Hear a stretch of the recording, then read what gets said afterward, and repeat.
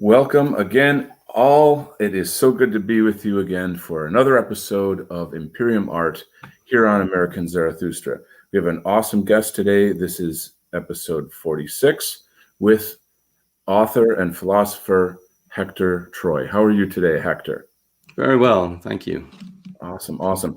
Also happy to have back my good friend and co-host, host and creator of the White Art Collective's Conversations with the Wind, Nullus. What's up, big guy? Hey, how are you, Donald? Hello, Hector, and hello to the audience. Marvelous, marvelous. So, as we always like to do, we'll do a bit of an introduction, let people get to know you, Hector. We're going to ask you to give an overview of who you are, what you do, describe some of your political positions, where people can find you. Naturally, all the links will be below. So let's start off with a brief introduction about who you are and what you do. Okay. My pseudonym is Hektor Troy. I'm a professor at a college somewhere in America. So overview what I do. I teach a little bit. I research a little bit. I post online on Gab, and I've started to do a little D-Live show to kind of just bring out some of my thoughts, political positions. I'd almost call it more just philosophical or cultural or civilizational, where I'm just trying to support Western civilization, keep it alive, and just go with that. That at least is what I try to do. That's sort of my mature stuff. On Gab, you might also find some immature and insulting posts. I just can't stop myself, unfortunately. Mischievous still. Are you like an edgelord? I don't know. I don't know the vocabulary too well. Maybe some people would say that. Okay. Yeah, I combine being old and out of touch with immature, and both of those at the same time. What a fantastic chemistry that must be. You must be great at parties. So now you've also started your own D-Live channel. Could you talk about that a bit? Yeah, it was watching some shows that, in fact, you two both do, gave me a little bit of inspiration. I enjoy Conversations with the Wind a lot. I enjoyed this show a lot. And I thought, I might be able to contribute myself. And so I kind of organized some thoughts on the classical Greeks. And really my first show was in response to something published in the White People's Quarterly, the WPQ.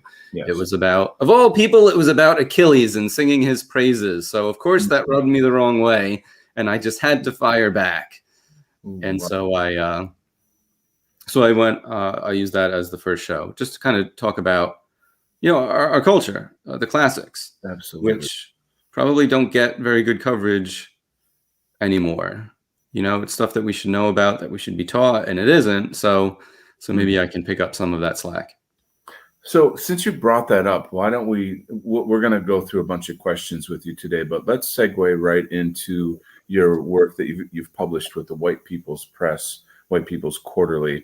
And ironically, this is the issue that I did the cover art for. So you're published in this issue, actually, correct? No, not number 4. Oh, I'm sorry. Which one are you? 2 and 3. All right, let me cruise around to that. So then, could you tell us a bit about what did you publish, stories or essays, et cetera, et cetera?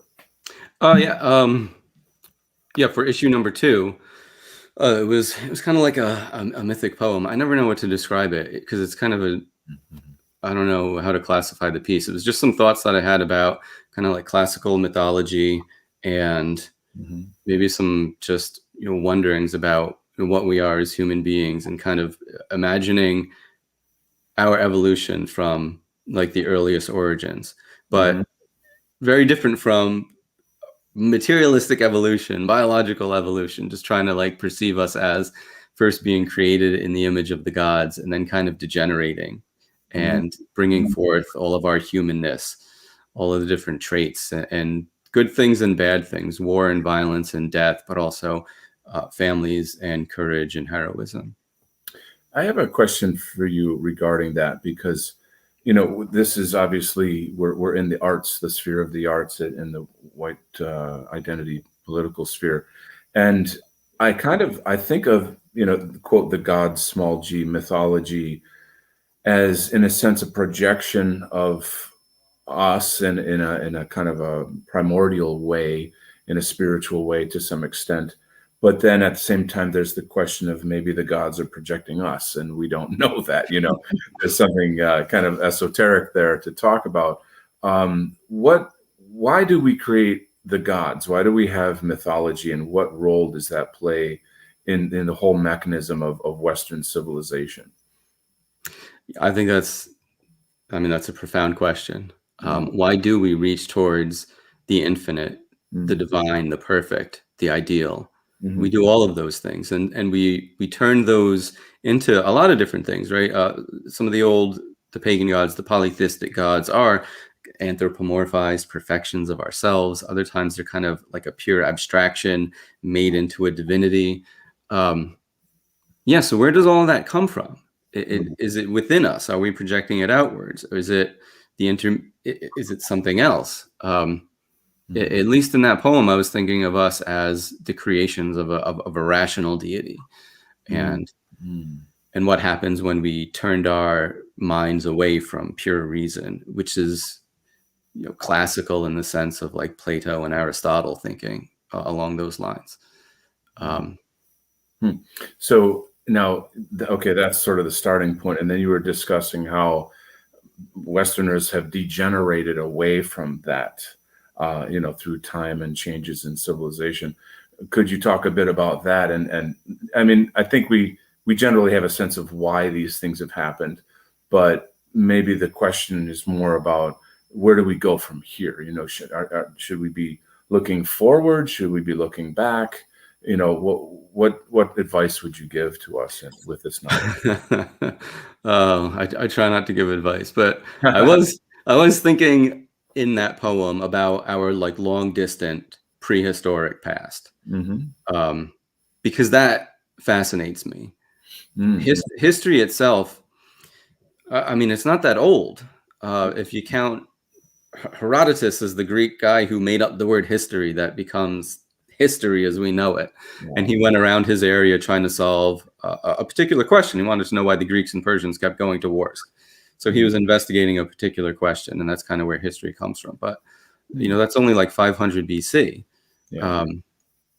We have a long history before that you study through archaeology, and you can do anthropology, and so now we do genetic tests, but it's not like the living story that we've passed on generation to generation. And so there's all that doubt, all that obscurity, it just turns into our myths. And it's just fascinating that, there were people back then that were similar to us. How did they live? How did we get here? What were they living? And how does that, because it's a part of us still, we're their descendants. Yeah. So I think maybe through literature and art, music, history, these philosophy, in a sense, we tap back into that spirit or that essence, that primordial Western man, if you will. Does that make sense? Yeah. And it connecting us to our past, we get out of this present that we live in, the eternal present, I sometimes call it. If I had any advice, it would be to try to remember that not only you have a past and a future and a present. We live a three-dimensional life, but then also us as a culture, as a civilization, we live in three dimensions. We have a past. It stretches back farther than we can imagine almost, and it proceeds into the future. And, what do we want our future to be? We should look back to see what we were. Yeah. Get a better sense of what we are. Yeah. So right. I mean, you're a philosophy professor. Am I correct? That's your career? Maybe. I usually don't say specifically. I'll be vague. Okay, that's the thing that you do. Let's put it that way. A little bit. So, I mean, obviously that's something that is very meaningful to you. And so you must be driven by a purpose, or, I assume that, all the writing and what you do with your shows, you've got a D-Live show talking about ancient philosophy, et cetera. You're driven. What exactly is let's say if you could have what you want, if you could accomplish this mission of what you're doing, what would the end result look like? What would the effect be? Well, I was just streaming about Socrates. I think the end result is me going to be drinking a cup of poison. Oh, geez. I was just looking at that painting I did. Yeah. Did you see that? I did. I watched that show. Okay. Just for the audience's sake, on my YouTube, Imperium Art, I started, I don't know if I'm going to continue doing it, but I might do a series called An Afternoon at the Museum, where, we just invite guests on to have a casual walk through the museum websites from around the world and just talk about art, and take it back so that it's not some elitist, leftist thing, but we actually reconnect with our culture. And that was one of the main paintings that we looked at by David, a famous French painter, which is, Socrates. He basically broke some law, and he was required to kill himself by drinking hemlock. And he's talking about, the soul lives eternally. It's a brilliant painting. So if anybody, maybe I'll have to put the link of that show under this show or something. But seriously though, what is your hope that, what's the end result you're looking for? Yeah, I would like for people to just get a better sense of our culture, to know more about, main figures in that made Western civilization, Socrates and Plato and Aristotle and more, and all of the great figures, that used to be taught more to people. It used to be more common knowledge, at least. And even if it wasn't taught, it wasn't ruined. We're taught bad things instead of being ignorant. We're taught wrong things. So not only do we not know which direction to go, but we're guided in the wrong direction. So if I can, fight back against that a little bit, good. Seem to be motivated to do that. I often, when I talk about comics and art and pop culture, I often say people know more about Star Wars than they do about real wars. And that, for better or for worse, obviously that's kind of the dumbing down of American culture, etc. But at the same time, that it is a kind of culture in and of itself. But let me pass the mic here a bit to Nullus and let him chime in. Well, first of all, I just wanted to welcome Hector. Hector's a great guest, not a guest, but a great contributor and commentator on the Conversations with the Wind episodes. So I just wanted to make a point of saying that. So this is a particular honor for me to have you on the show. And we often get into some interesting exchanges on the side when we have these discussions on the, whatever the topic is of the week for Conversations with the Wind. So this is definitely a great opportunity to talk to you. What we do in Imperium Art is we often talk about continuity. We often talk about the ancient wisdom, the pagan wisdom, if you will, if you want to use that term, and how that is all a part of our continuity, and it belongs to our understanding of ourselves by contextualizing our past, by understanding this continuity, the stream of work and logic and effort and argumentation that our ancestors spent tons of hours debating with each other. All of this is somehow lost in today's world through various forms of, I guess one would be an overflow of information, kind of this information overload that we're getting on a regular basis of nonsensical, trivial things. If you look at TikTok, everyone's shaking their butt. It's really taking a lot of our energy away from things that are more important. But I don't even know if you go back 1,000 years, 2,000 years, maybe the average person was more interested in the equivalent of TikTok back then. I don't know. But what I do know is that somewhere along the line in our history, I believe at least, that there was some kind of connection to the metaphysical that was severed. And whether that was a singular event or whether that was a series of events or it's something that's recurring, is something up for debate. And when it happened, I would argue that humanism, the Enlightenment, and liberalism ultimately created the world that we live in today. And what I mean by that is I see that there's a lot of disconnect between what the people prior to humanism had a more organic connection, a more natural connection to the metaphysical world. For them, the metaphysical world was a reality, as opposed to now everything is all science-based. And when I say science, it's all in quotation marks, because the more science delves into various mysteries, the more it becomes a mythology in and of itself. I mean, if you're looking at various, string theory and other kind of theoretical physics, or you have physicists debating alternate realities, it's so so abstract that it ultimately becomes a mythology in and of itself. So what would you say, at least in your experience, where this kind of disconnect happened? Is it a singular thing? Is it something that we should always expect? Is it something that, this disconnect from the metaphysical, is it something that we can reconnect? Yeah, those are good questions. Some of the streams that I was doing, and just rereading some of Plato's dialogues, it's amazing how much he was talking about Homer and how everyone understood Homer. They all knew Homer. Even though Homer had written his works like 300, 400 years before Plato was writing, right? It's still fresh in their memories. And then, I mean, compare that with us. Like, what 300, 400-year-old sources of information are we all familiar with? Like we know Star Wars more than the American Revolution, or even World War I, and maybe some of the more recent wars too. And so I think technology has just mass-produced everything, so that there's so much content out there that everybody kind of knows their little bit, and they're so focused on their little bits. There's just with mass communication, there's no mass understanding. There's a number of examples like that through history. When Augustine is writing in like 400 AD, he's arguing with Plato and the Platonists to a large extent.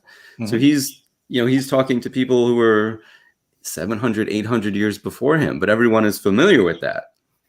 So there just seemed to be, as a function of the technology of the time, of books and scrolls, that it wasn't mass produced. There was only so much out there. So there was more familiarity with what was out there. And now, you mentioned science. Yeah, a lot of science is just materialistic. Yeah. Or it's just like obscure math. String theory it's never been observed. It's this fantastic mathematical system that doesn't have any real world observations behind it. Yeah. And it's just incredible how mathematicians are enamored with this, but then like physical scientists will say, yes, that's all lovely, but it's not real. Yeah. Yeah, it's just an extraordinary moment we're in, where we're disconnected from the metaphysical. And I find it fascinating. I don't know what percentage of theoretical physicists are religious, but I know that there are quite a few theoretical physicists who are religious, which is a fascinating kind of contradiction to what the official narrative is about. Let's just call it science, right? Whatever that means in this current narrative, at least, because science is kind of a malleable concept today. Science is what the officials and experts tell you it is. Science is what you get, what you pay for with science these days. Exactly, and it's the same thing with academics in general, right? You have this problem where they tout. Officially, they say everything. We believe in academic freedom. We believe in freedom of thought. We believe in honest discourse and argumentation. Sorry, I couldn't help but laugh at that. Yeah. But that's the official story, right? But the reality of it is, when you scratch the surface, if you spend any amount of time in academia, you'll realize that once you veer away from whatever the accepted narrative is, whatever I hate to use this word, but it's a very incestuous kind of relationship, right, in academia, where a lot of peer reviews are essentially just reviewing what the other guy does, and nobody's ever looking at the primary source. Well, they are, but they're not really looking at it, if that makes any sense. Yeah, no, it's very feudal and very factional. Yeah. You have to obey your superiors, and they'll promote your career. You promote their career.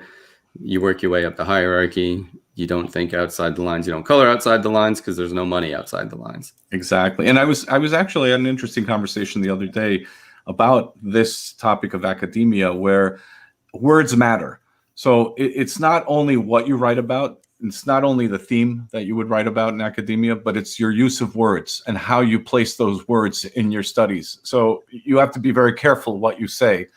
And if you can master this, then you can basically say anything without them even realizing that you've said something against them. I know it sounds very strange, but I hope that made sense. A lot of them are terrible writers, though. Oh Yes. man, what I've had to read is just awful. Just terrible prose. So actually, this inspires me. A quick segue here.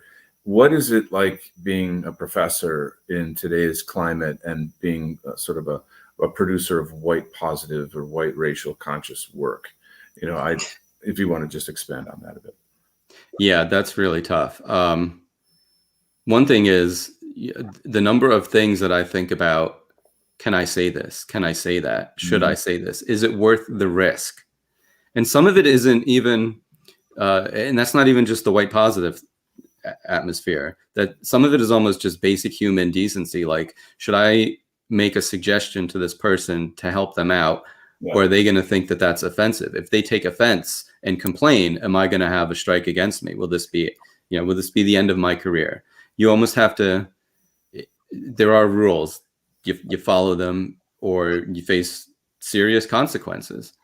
And a lot of those consequences are much more steered towards whites and traditionalists than others. It's psychotic, that whole thing. It is. It's nuts. It's very frustrating. It disgusts me. What disgusts me, one of the things that disgusts me the most is how blatantly hypocritical it is, this whole concept of higher education and free thinking and intellectual blah blah blah. Meanwhile, it's the opposite. It's oppressive and colloquial in some sense. It's like it's ridiculous. Anyway, it is a good segue though to one of the questions we ask all of our guests, which is simply, how did you come to your racial awakening? Yeah, speaking of academia, mainly through the floundering of my career, because I was pretty much born and raised a normie. I was always aware of politics. My father listened to talk radio, so I listened to talk radio. Yeah, but always pretty much a conventional normie. And maybe a bunch of years ago, not too many years ago, fairly early in my career, I started to see other people were getting ahead. Other people were doing what they were supposed to do, and their careers were moving forward. Whereas I was doing what I was supposed to do as best I could, and I was floundering and failing. And so that was maybe like 7 years ago. And right about that time, some of the normie blogs that I read started linking to places like Chateau Hartiste and Return of Kings. Nice. And that was sort of my veering off of normie politics to the dissident sphere. And then sort of on my own, I guess, or through those places, I guess this is one of the things about me. I like interesting arguments, and those arguments were interesting. I didn't always agree with them. Some of it rubbed me the wrong way, but it was worth thinking about. And so I found myself going to some other places. Thinking back now, I remember these, like Social Matter. I remember reading that. And then I found Radix and started reading them. And then through one fellow's blog, he had like a Twitter feed. And I remember seeing like Ricky Vaughn and John Rivers in the Twitter feed, because I wasn't on Twitter. But then that was right around the time that Trump started running. And I kind of got pulled into that, and I made a Twitter account and started following some people, and that led me into Gab. And so a lot of that was just, why are some people doing well and I'm not? What am I doing something wrong? Not really. I'm an academic trying to preserve Western civilization. Why is that wrong? Right. Who's getting ahead while I'm not? Yeah. And so a lot of the racial awareness for me, though, is also just like civilizational and traditionalism. They're sort of all blended together for me. It's all sort of one and the same. Your answer, I'm sorry to cut you off. I was just saying quickly, your answer is very unique among all the guests that we've had. Most people have had some kind of, racial experience where they were, I don't know, they grew up in a community or went to a school where they were, 30% whites or something, and various things of this nature. But I find it fascinating that this happened to you through the university system, and it really spotlights the critical effect that universities have on forming culture, changing culture, destroying culture, and for you to be one of the guys kind of in that battle is pretty tremendous. It's quite hard to be where you're at. But I don't want to cut you off. I'm sorry. No, you kind of reminded me, and you put me right back on track. Yeah, right when that was happening, it's like 8, 7, 6 years ago, is when I started to think back. None of this is really very flattering on me, right? Nothing affected me until it really affected me. I didn't see how bad things were until the consequences hit home to me, because I realized I had seen enough. I should have known better. Yeah. Even growing up, I remember there was the neighborhoods that we weren't supposed to go to because they were dangerous. Why were they dangerous? Well, we know why, but we're not going to say why. Sure. And then in grad school, some of my friends got diversity fellowships that I was not eligible to apply for because of the color of my skin, because of my race. Those were reserved for other people. I still didn't know better.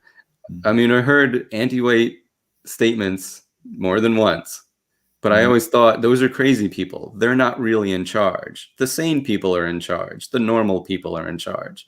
Yeah. It was delusion. I was deluding myself. And it wasn't until my own career started to sink that I realized, hey, maybe the sane people aren't in charge. Maybe the good guys aren't running this ship. Oh, yeah. Well, it's really, really important work that you're doing. I guess I would ask, like, in the classroom, how do I say this?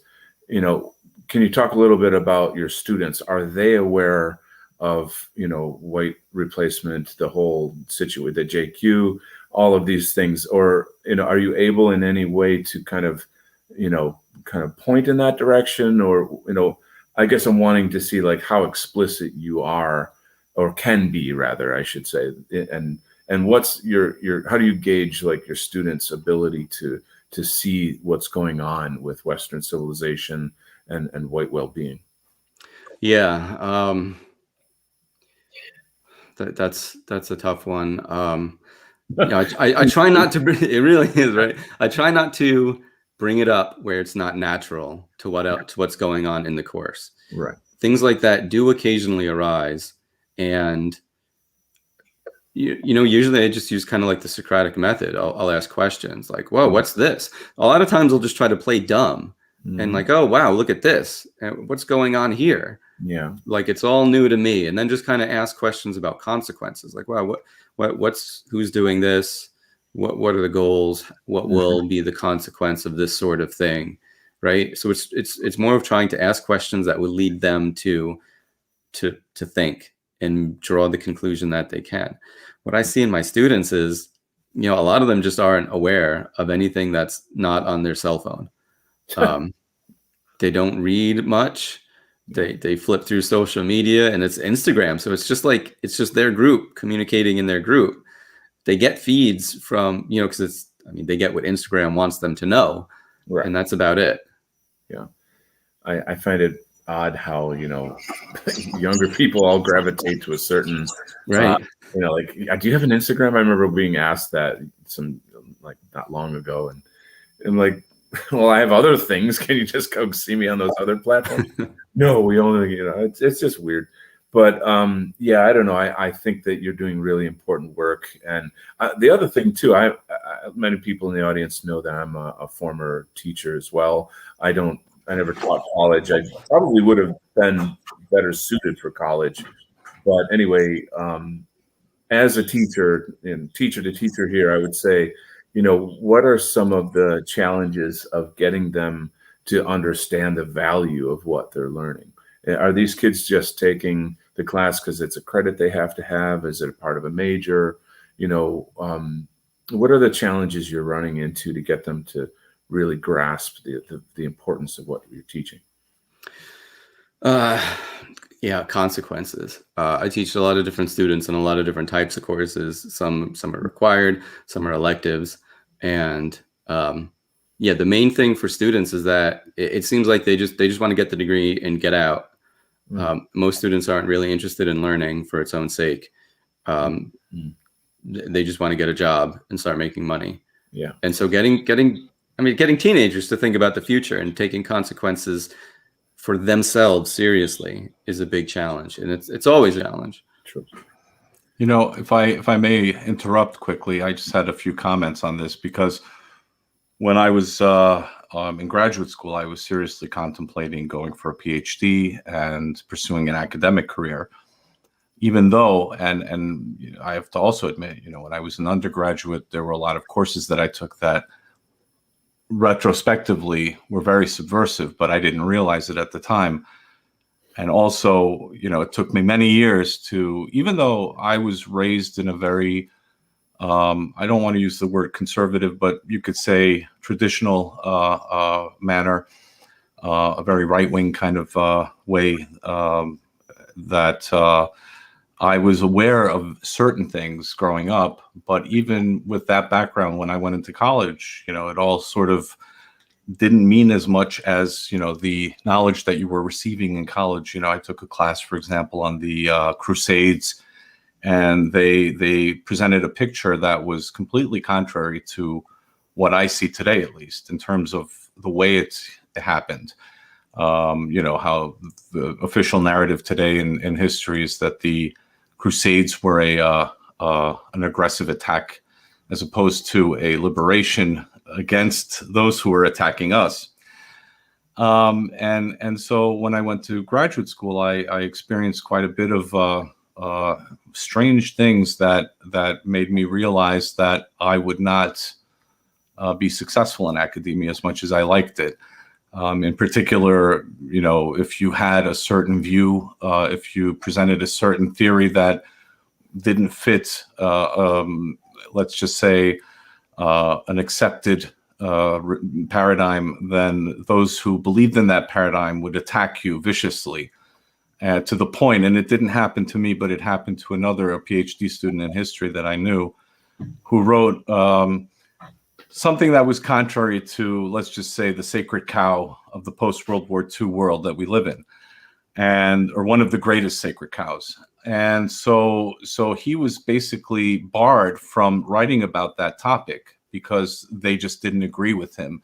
And it was the students who protested to the professor, and the professor, of course, agreed with them, but it was really the students who were the student activists, you could say, who made a big a thing about it. And so that's where I recognized, and this is in the mid-90s, by the way, and that's when I recognized that sadly, you know, we're heading in a very bad direction. And it kind of woke me up also to realize what's going on. And what I also notice in academia generally, and I don't know when it started, maybe it was started in the late 90s, maybe it started a little bit later, but this commodification of academia, where academia is essentially, well, I'm only going to this school because it has good networking opportunities for me, or I'm only pursuing this career because it's a stepladder to another graduate degree that I can get, which is also really just another technical degree. It's not really an academic degree, but it ties me in with the right people. It'll give me and guarantee me a better job. So there's no pursuit of knowledge in academia anymore, for the most part. And those who do pursue knowledge are pursuing this subversive knowledge. So it's almost like, if you really want to pursue something genuine, you really are hard pressed to find it in academia. Just as an example, my niece, she studies in Europe. She's studying architecture. And one of her required classes was basically, Marcuse's theories. And I'm like, how the heck does that fit into architecture? Right. And it comes back to that stone toss meme, hamburgers, right? Right. And so, and I had to have a long discussion with her about this to explain, how this has nothing to do with architecture, and that you should take this. And I try to encourage her to think for herself, because if I force my ideas on someone, usually that comes back with a negative kind of response because they feel that you're trying to impose something on them. And, you know, the youthful, rebellious attitude will always be, the old man doesn't know what he's talking about, right? Mm-hmm. But instead, I want to encourage them, think about it. Think about what it is that they're saying and how this ties into your interests. Mm-hmm. And ask yourself, is this in my interest? Mm. And so hopefully, you know, that helps people. But anyway, I just wanted to throw in my own experience with this. And Hector, I completely understand. And I have to be honest with you. I'm very, I consider your work, you know, that you've pursued this and that you're active in this field, you know, this to be a very honorable thing, something that I couldn't do. So my hat's off to you for that. I almost didn't make it. It was a heck of a road. I was lucky though. I had my college professors were, you know, at least they were American. I can at least say they were older and they were at least pro-American. I think most of them were Democrats, but they were like old, like FDR type Democrats. Right. I remember one, and again, I guess it was easy for me. I remember one professor who I did not like. He was a gay communist, and one class I knew it, and I dropped that class and took another one. Good. And I was able to do that. So, and that just kind of fed into my understanding, though, that, you know, it's only a few crazy people who are doing this. It's not most people. We're going to be okay because most people are okay. And that was a little bit inaccurate. My experience was not all that great. I feel like there must be some kind of a memo handed out to every single kid that goes into any and all universities to beware of, you know, Marxist professors. There's a website out there called My Marxist Professor, and basically people just upload their little videos that they like secretly shoot of their teachers talking in class. Yeah, I'm surprised that more students aren't doing this because they do this for other reasons. Some students are vicious, man. They will say anything when it comes to their grades. But I'm surprised that conservatives, traditionalists, and people on our side, we should be doing more of this. You know, record your professors and get that evidence publicized. Yeah.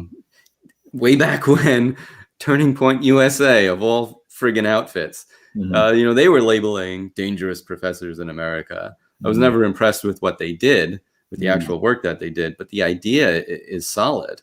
Because I think a lot of people out there just don't understand what's happening in the classroom. They don't know like the specific things that the worst professors are doing. And we have the technology to record them and publicize that. So, you know, if you're out there, make use of that. Indeed. Yeah. So let's segue a little bit into your personal work, your writing. And so you've got a book on Amazon, Short Stories by Hektor Troy, The Consequences of Killing Nixon and the Iron Soldiers and Horror at the University. The last one we were probably just talking about. Yeah. So if you could unfold this for us a bit, what are your stories about? Each one is a little bit different. The Consequences of Killing Nixon is an alternate history. I wrote that one really fast. That idea just kind of hit me like a flash. I was reading an account of one of JFK's Secret Service bodyguards. And one of the things that really stuck out to me was that this Secret Service agent, he was right there at the assassination. He was the guy who jumps on the back of the car to get Jackie Kennedy, because he was actually attached to Jackie Kennedy at that time, but he knew JFK. He loved JFK. He absolutely was enthralled by JFK, and it just comes out in the book. And I was talking with my family about that, and they were both kind of like, yeah, JFK, well, if only he hadn't been killed, he was a good guy. And it pissed me off. It made me furious because JFK was a scumbag, and he was going to do everything that Lyndon Johnson was going to do. You know, equal rights. You know, he was on all of that. And so anyway, it was just anger. I was angry. And for some other reasons, I was really angry. So I thought, you know, what would it have been like if Nixon had won in 1960 and he had been assassinated by a communist, Oswald? Oh, wow. Because it was a real close election in 1960. So that was like the first thing that I did was just kind of imagine how that could have happened if Eisenhower, who was president, had campaigned a little bit harder for Kennedy or for Nixon. Could Nixon have pulled out a close victory? Yeah. And there was a little episode that I play on, a real incident in history that I just kind of turned a little bit, and it leads to the different outcome. And then I just kind of imagined what a Nixon presidency would have been leading up to his assassination. Because that's kind of the main thing is we as a country never accepted that Oswald was a communist who killed Kennedy because he was an anti-communist. Instead, the media made it out that Southern hate killed Kennedy. Southern hate manifested and led to the murder of the president. So the whole country was made to feel guilty. And then one part of the country especially was blamed. And that really drove politics in real life throughout the 60s and into the 70s and beyond. And so it's just a lie. It's a deception. That was a deception that the media and the Democratic Party pulled because it helped put them in power and advance their agenda. Yeah. So it's business as usual, basically. Yep. And so a lot of anger about reality was just fueling that. And then it is kind of fun to imagine an alternate history where things went a little bit better, maybe. Yeah. Well, so then what about the other stories? The Iron Soldiers is also very much like a political science fiction. I kind of imagine political regimes going through time and changing and settling the stars, creating up colonial systems. It's a little bit of science fiction, and it's kind of convoluted.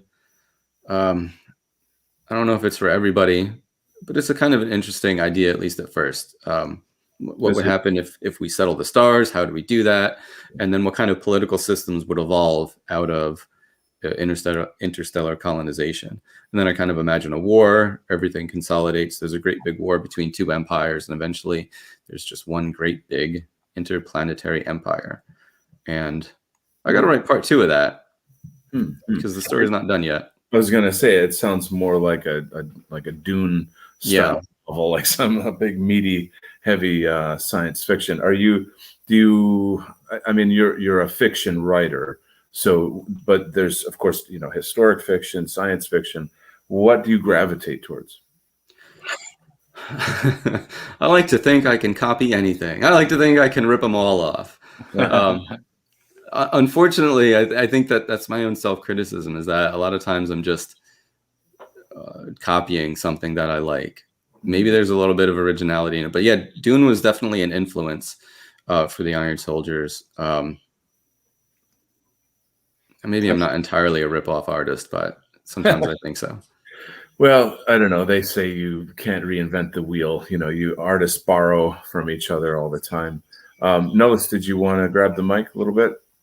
Yeah, I mean, I'm fascinated with the premise of the consequences of killing Nixon. I think that the idea of what could happen in a kind of an assassination plot against Nixon, how could they frame it any other way but a communist, right? Because there's no other way to frame it. And so how would that have impacted our society? How that would have impacted the way people have reacted to communism? And again, if you've lived any amount of time during the Cold War, there were a lot of myths that were created that this goes back kind of to this post-World War II mythology, where both the Soviets and the Allies created this mythology that they were the ones who liberated Europe. They're the real heroes. And in reality, neither one of them are heroes, quite the opposite, as it relates to, liberating Europe in that sense. And I really have to be critical of it, because I'm first generation here. And so the stories that I grew up with were not very favorable. Now, what was interesting, of course, is everyone who was fighting during the Second World War were all fleeing toward the West, because the Allies were significantly better, than the Soviets were. But that doesn't mean that they were good for the final outcome, if that made any sense. And I'm sidetracking, so I apologize for that. But getting back to Nixon, so the whole idea of who JFK was. That's another mythology that people have based entire generational ideas on. Who these people were in the 60s, what the protests, these anti-war protests really were about, who were behind it, who were these militant groups back then. We don't even talk about these things anymore, about all these terrorist organizations in the 60s. All of them were leftist terrorist organizations. We never talk about any of the political figures, all of these Bolsheviks, basically, who were trying to agitate. Even the hippie movement was infiltrated heavily by the same people that created the same kind of this breakup of the family, destroying the family, and all of these political policies that they tried to introduce in Europe in the early 20th century. So you have a lot of this going on, and instead of us looking at what happened objectively, today most people look back at this era as if it was some glorious nostalgic time. So I think that this whole premise of the killing of Nixon is really a good wake-up call for anyone who wants to read and get a kind of a better understanding of what happened during that time. Well, it is alternative fiction, so they might not, or alternative history, so they might not get a better understanding of what happened. But well, what it does, it opens up there.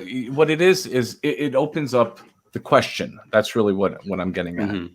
Which I think fiction is largely about, in terms of fiction that has that intent to draw questions, open up new ways right. of thinking, etc. So yeah. So it makes people think. Wait a second, what really happened here, and who is this guy? How did this really happen? And that's what I mean by that. Yeah, and I did try to stay true to an idea of what a Nixon presidency would have looked like facing the same historical events that Kennedy did. The Cuban Missile Crisis and debates over Berlin and what to do in Europe and all of that. Mm-hmm. Fascinating. So could you tell us a little bit about your writing process? I think that we don't have a lot of, we've had a few good writers on this show. I'd like to have more. And I think, there's a lot of writers in our sphere. So it's its own art form. How do you, what is good writing, and what is your process of writing? I don't have one. I have too many, in fact. Each of these short stories are, so The Consequences of Killing Nixon, I wrote in a week. I think about 6 days every day. Woke up, ate breakfast, and then wrote maybe 1,500 to 2,000 words. I think about that. And I did that for about 6 straight days. I could do that because it was summer. I didn't have any work to do. And so that was good. I had a nice focused schedule and I had time. The Iron Soldiers, that idea, I came up with that, I think, back in 2002. That was the original idea for that was back when the second Iraq War was starting, back during George W. Bush. Right. And I just did nothing with it for a long time. And then finally, I was on vacation. I was driving up to, I forget where I was. I think I was up in Rapid City, South Dakota, which is a nice quiet place. And there I had some time again over the summer. And so then I was able to sit and write. Sometimes I like that getting out of your environment. Because sometimes you're in the same place, you get frustrated, you get flustered, you get writer's block. And then if you pick yourself up and go somewhere else, then all of a sudden you break through that block and you can produce what you're trying to do. I can fully relate to that. Speaking of travels, by the way, before, I didn't know if you wanted to approach this yet, Donald, but I did want to mention the travel journal because I really liked it. So your journal. Preface it first. What is the travel journal, so the audience knows? Well, right. Introduce, if you would be so kind, Hector. Please introduce the travel journal. Yeah, that's a good topic to go on because that was a different method altogether. That was I knew the White People's Press was out. I published in the White People's Quarterly, and then following along with the White Art Collective really inspired me to do more, to participate more, to try to contribute more. And I went out. I just bought some books. I happened to buy something Voltaire. I had not read Voltaire before, And I had completely the wrong impression of what he did. So I started reading him, and he did a lot of like travel dialogues. He set some of his stories in, I think, Persia as a way to escape censorship, because he's writing in the mid 1700s of France or early 1700s of France. It's still the royalist regime. You have to be careful of what you say, or otherwise, the regime comes against you. So he was setting his criticisms of France and the aristocracy and the monarchy in Persia, using Persian characters and Arabian characters. And there's a lot of sarcasm and satire in what he wrote. And I just thought, this is fun. This is a fun style of writing. Cool. And then I thought of, we could do this today. Well, imagine if some ignoramus, a blockhead, were to travel through Europe and describe what he saw, thinking it was all Europe, but really it's all non-Europeans in Europe. Yeah. And honestly, like I spent quite a few years in Europe. So when I was reading this, I was just laughing my head off. It was just, first of all, really well written, very funny. And it really is. It's a perfect representation of, the current state of European reality through the eyes of a naive American traveler. It's basically what it is.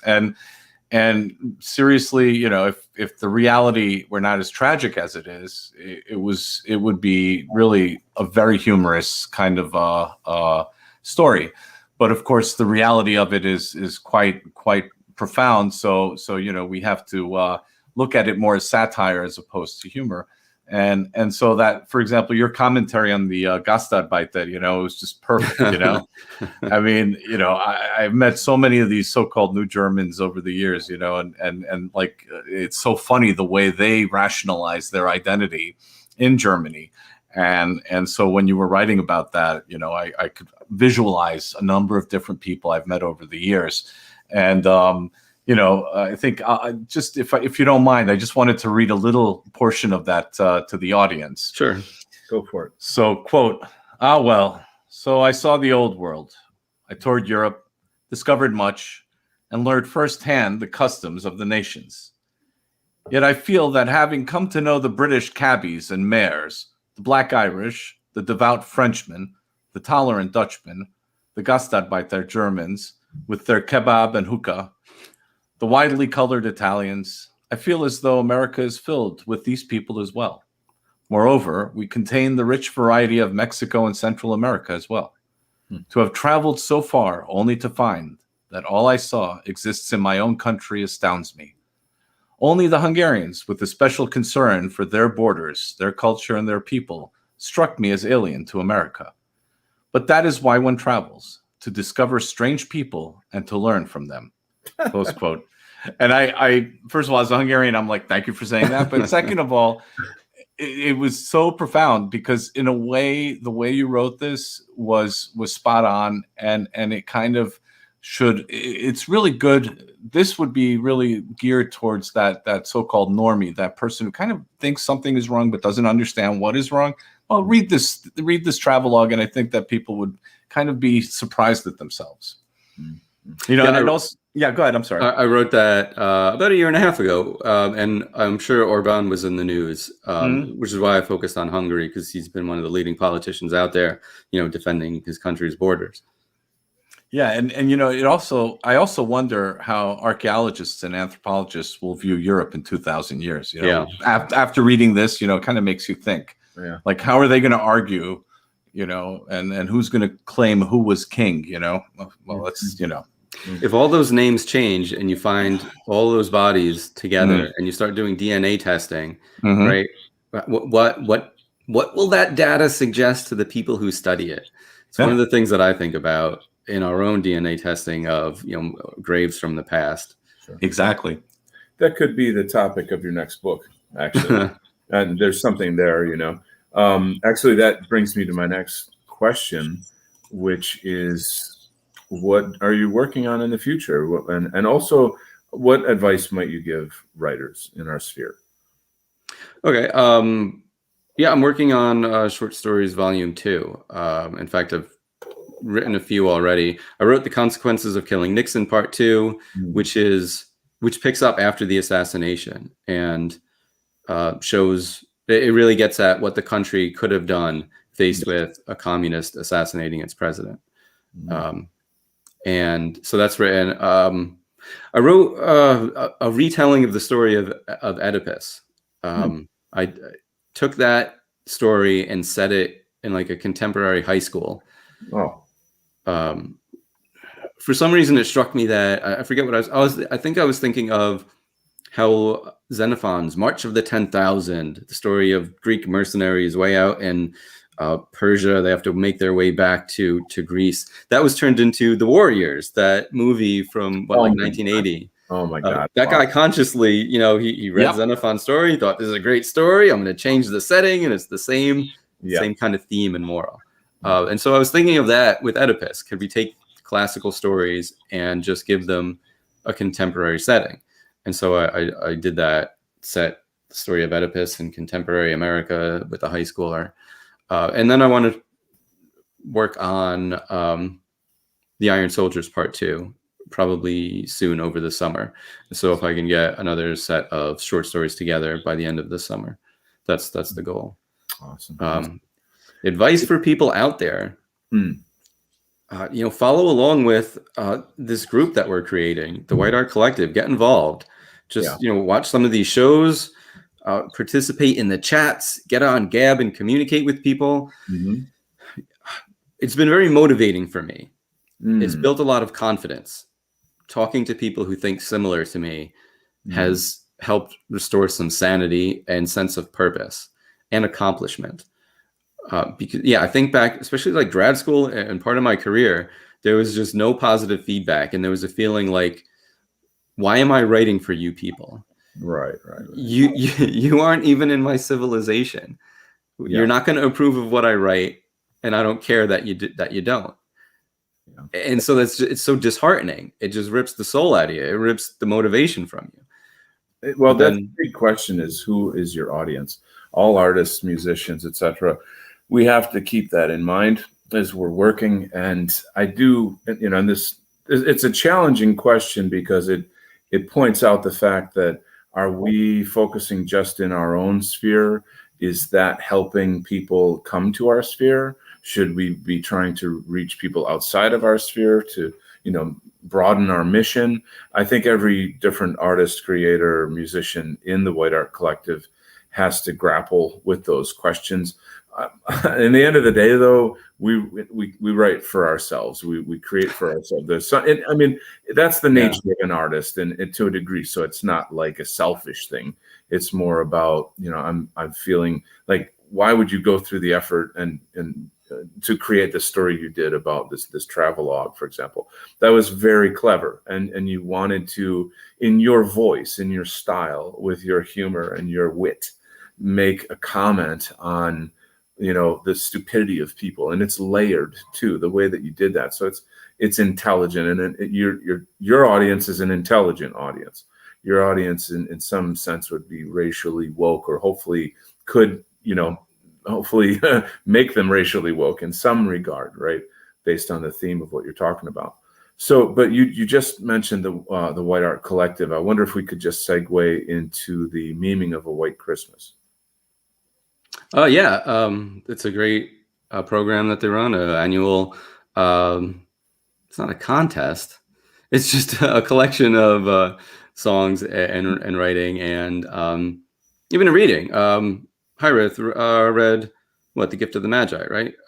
And it looked like that's right, because I had a story called "Allies at the North Pole." And then there's a longer subtitle because I like long, ridiculous titles sometimes. But this also was an old story that I had never written. I think the idea was maybe 12, 13 years old. I remember having this idea in grad school of some American soldiers, and there's a mission near the North Pole, and they have to rescue Santa, or Santa gets involved somehow. Way back when I first thought of this, it was actually the Germans were the bad guys. But I never got around to writing it with the Nazis as the villains. Good. Yeah. And more recently, I came back to it, and I thought, wouldn't it be better if it was the Soviets attacking the North Pole? Of course. And the Americans have to pulled together. They're on a spy mission to find out what the Soviets are doing way up where. I did a little research where I read about just what military operations happened up in like far north Norway and Finland. Right. And there was just a little bit up there because there's just not a whole lot out there. There was some naval action.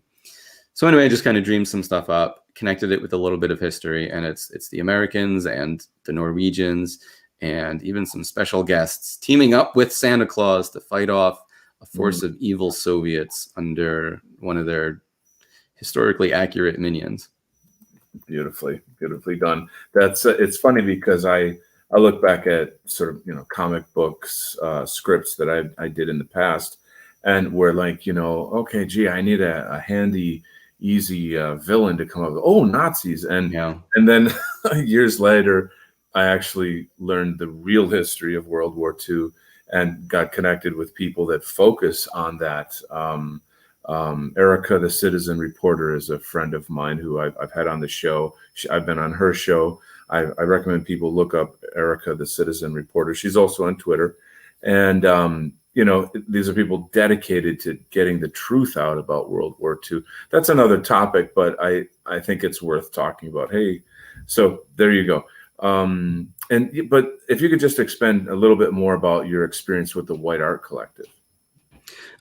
Sure. I can't remember how I found them, but I do remember watching the live stream on YouTube. So it must have been a ways back. And for a while, that's all it was. I was just listening to the live stream that they did on Saturday nights because it was good music. And I hadn't found good music in a long time. It feels like I've been cut off from pop music, mainly because I always listen to the radio. And the radio is just gone now. Yeah. And so really for like 4 or 5 years, just hadn't heard of any new bands. And some of the old bands that I listened to just stopped producing music or whatnot. So anyway, somebody introduced them to me, probably on Gab. I got a link to them. And so I was listening to that and listening. And then occasionally when they moved to D-Live, I started commenting. And as they grew, and started promoting people like the White People's Press and White People's Quarterly, that gave me more things to look at. When the first issue of the White People's Quarterly came out, ordered that, looked through that, I thought, wow, this is a good magazine. I'd like to try to participate in this. Beauty. And so that's the whole thing about the White Art Collective is it's a fantastic networking point. Yeah. And also, there's shows on Mondays, Wednesdays, Saturdays. I don't know. Help me out, Nullus. Any other days that they have music? It's kind of like it's almost like a radio show. Yeah. Right. We have the Saturday night live stream. Then we have Boxcar afterwards on Saturdays. Yeah, which is like DJing, all kinds of cool DJing. Right. It's really fun. And then we have Sunday nights. It's a mixed bag. When Conversations with the Wind is on, then it's every other Sunday night. Otherwise, occasionally you'll have the I think Bad Optics, the movie review, will be on Sundays on occasion. Sometimes they'll also post like the Wackaroke, the Whack Karaoke's on a Sunday afternoon, so that the European audience can also participate. Monday, Mama's Monday Mix is on Mondays. Very good. And then we have some replays sometimes during the week. I think on Wednesdays and something like that. And once in a while, I would like to see more. We have on White Art Collective, it's a show called Our Culture. And I know Hyreth has run those mostly. I don't know if anyone else has, but those are more, in a sense, kind of like Imperium Art. They're more like discussion shows. So let's segue into the pretty much the second half of the show, where we always ask our guests to read and comment on Nullus's essay on Imperium Art. So could you share some thoughts or critiques of the essay? Sure. I went through and made some notes. It was interesting to see that, the essay makes a lot of the same kind of discoveries that I have, but through different means. I'm not familiar with T.S. Eliot. I've heard the name, but I have not read much of him. But a lot of the things that you drew from T.S. Eliot, like I found through G.K. Chesterton and Hilaire Belloc. Right. and just kind of basic questions, but also fundamental questions like, what are we? What are we? What are human beings? Yeah. There's supernatural things that we experience one way or another. We think about, and we started this conversation with talking about our ideals and things. It's interesting to me that on the dissident right, we've kind of rediscovered the biological, and we talk a lot about that. We use data, statistics, genetics, DNA against the moderns and their ideas of diversity and whatnot.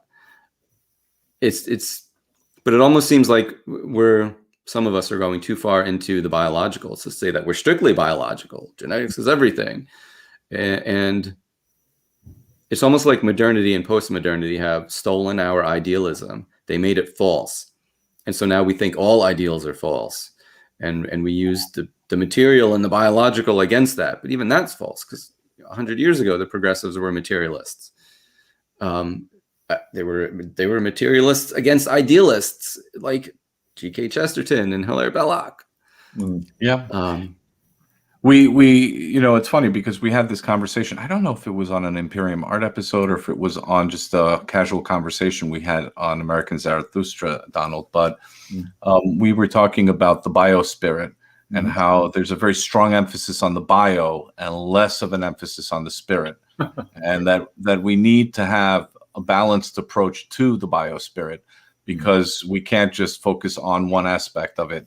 We have to bring everything together under one understanding of ourselves.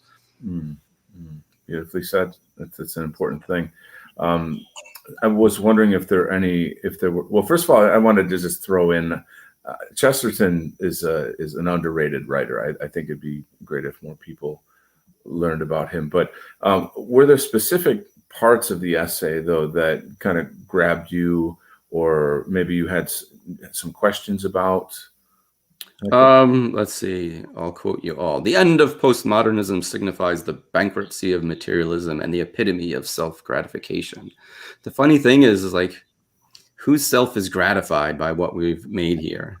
Is anyone happy with what postmodernism is producing? It's like just the opposite. It makes us more miserable, but we still keep going deeper into it. Yep. It's like a drug. That's what it is. Now and then I have, are you familiar with The Never-Ending Story? Oh, yeah. Like sometimes postmodernism reminds me of The Nothing. It just swoops in and it just hollows things out and it turns something into nothing. Oh, God. That's beautifully said. I think that, that's obviously what we're trying to do here with the White Art Collective and every creator within the collective, as well as our related the kind of satellite networks, that we've got the White People's Quarterly, Antelope Press, all kinds of people that are all sort of floating around and connecting to each other. We're trying to create an alternative to that nothing, to that, postmodern, death mill where it just grinds you down into sort of biological nihilism. And I think that the key thing here is that I constantly call on the audience to share, network.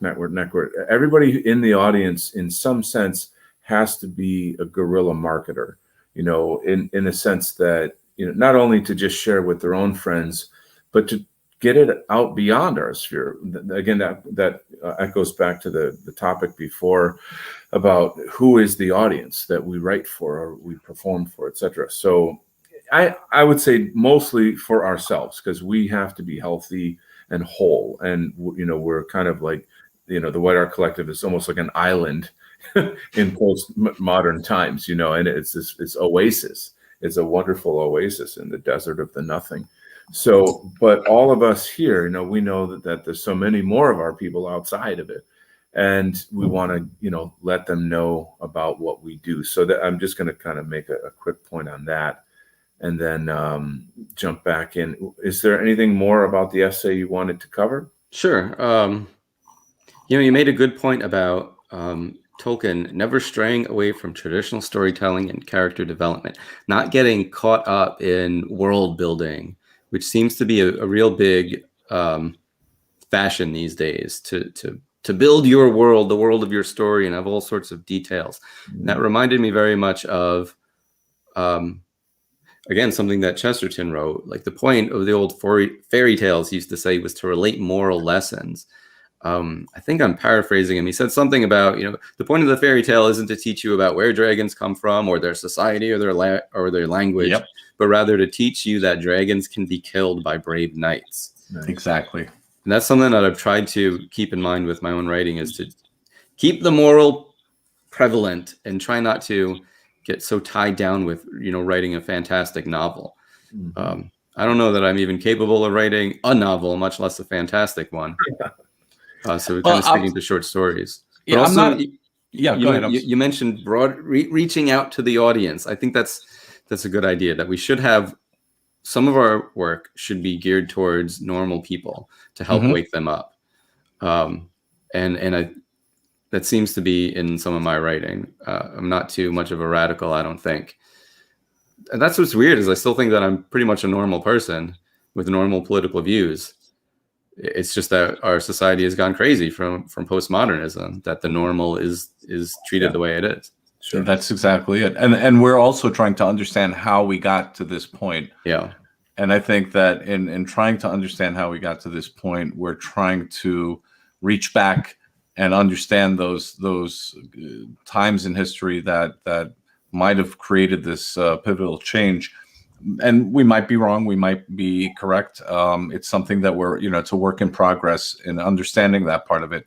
But what's more important, I think, is understanding the here and now as in terms of where we stand and how we can move forward from this position.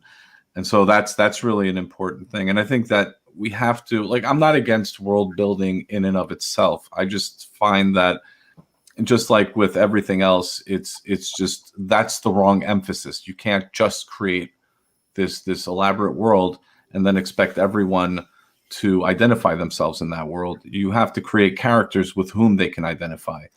And I think that's a lot in a lot of modern storytelling. That's what I see lacking. If I can just get a little metacognitive here for a second. This is an excellent example of the purpose of Imperium Art, this show. So we're talking through all of these sort of the nuts and bolts of story writing, how it operates in our culture, etc. And I want to just let people know that, abnormocracy.com, you can find the essay there. It's not exclusively for our guests. It's definitely for our artists, musicians, writers, creators.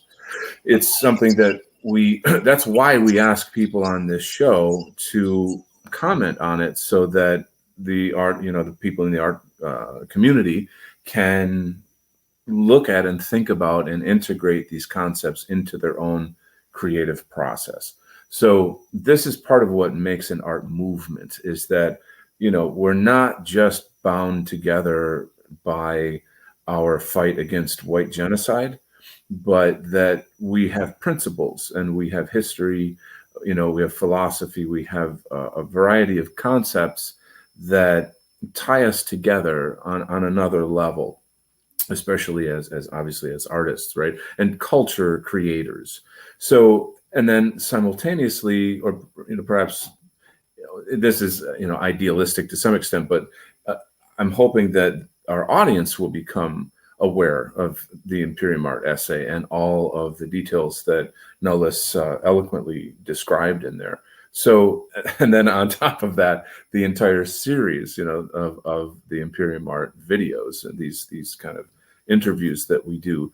My hope is that it's in a sense a document or documentary of our time, this era that we're in, how we're struggling, and then leave that, when we pass away and enter Valhalla or or wherever we go, or recycled back in, anyway, that the next generation will have already like a giant document, a video document, etc., of all these concepts, and then they can go from there and build from there. So that's just a little thing I needed to add. Yeah, Just add, I'm sorry, just quickly, just a technical point. Click on the download. That's where you can get the full essay. Don't go down and scroll down, because it's hard to read the embedded PDF if you scroll down.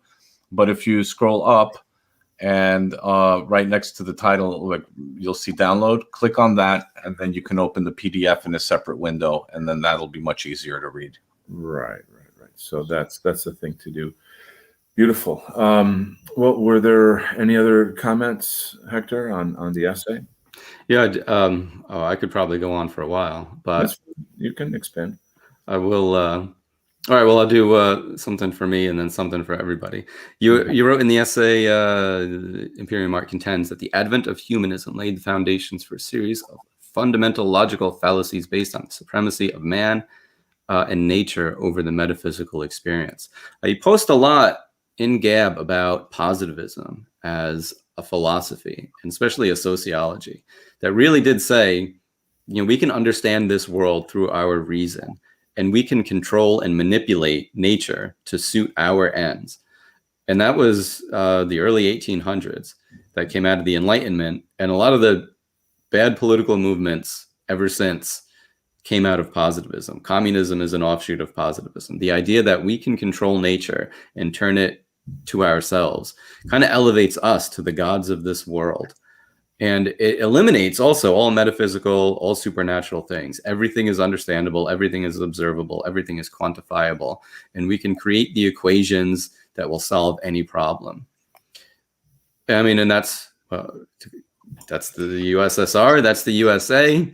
That's Europe. Those are our governments. That's the culture that we have now, that we are superior to all things.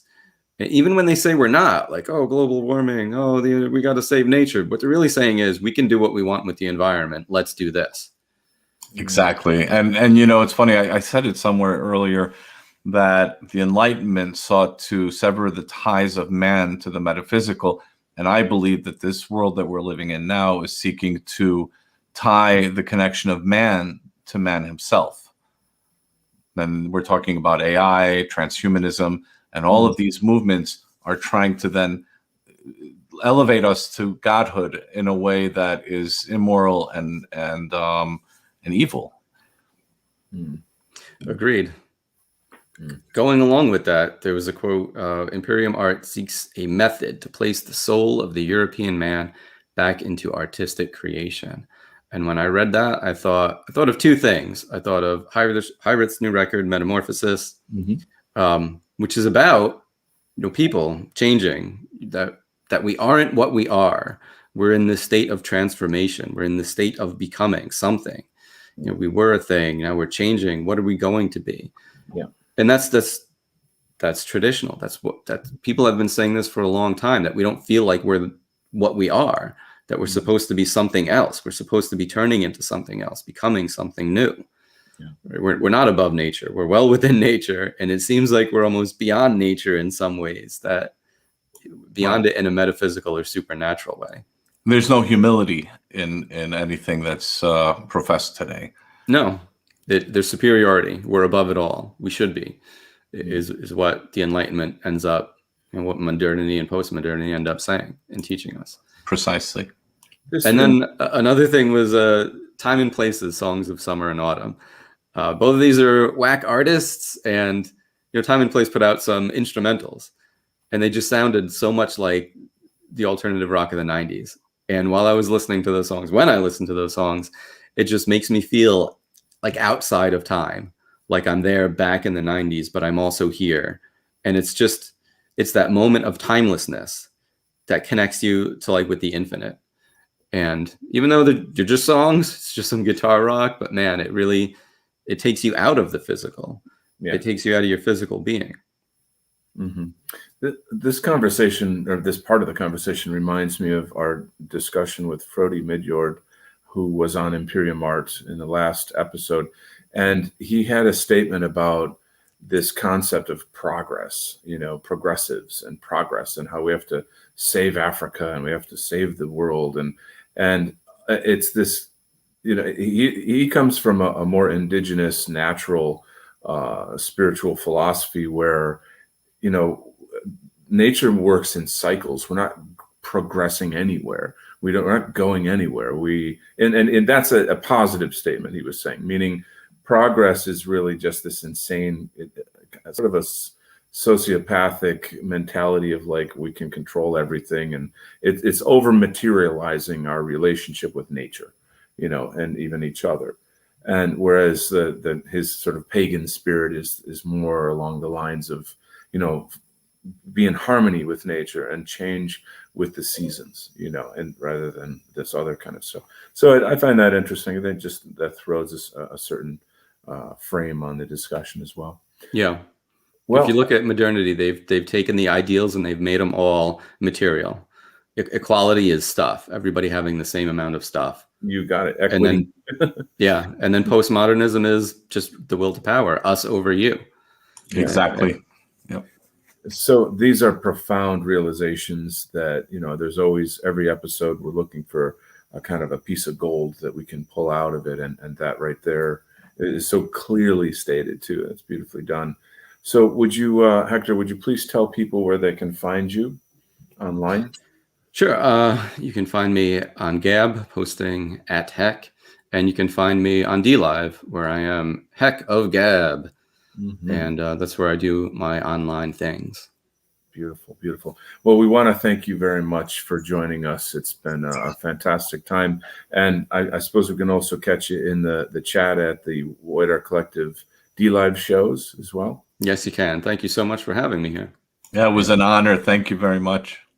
All right, and thank you very much to the audience for staying and for commenting, etc. You know the drill. Subscribe, share, comment. It's up to you to get this message out more, to be a part of this culture. We're not just consumers of culture, we're creators of culture, but we can also be sharers of culture. We have to propagate what it is that we're doing to save our people and save our world. So that falls on your shoulders as well. We love you very much. God bless, and have a wonderful evening.